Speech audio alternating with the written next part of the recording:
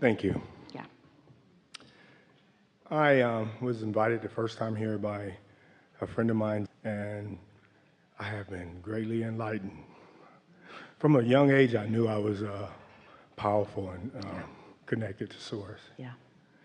And contrast has brought me to this place today. Yeah? Then we are happy for the contrast. Yes.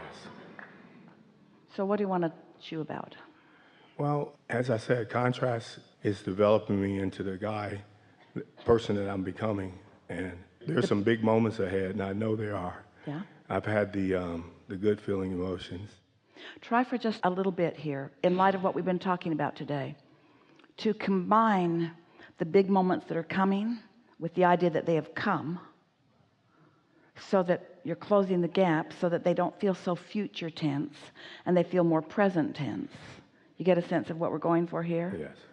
Because it's just a perception away to allow those vibrations or thoughts to turn to things.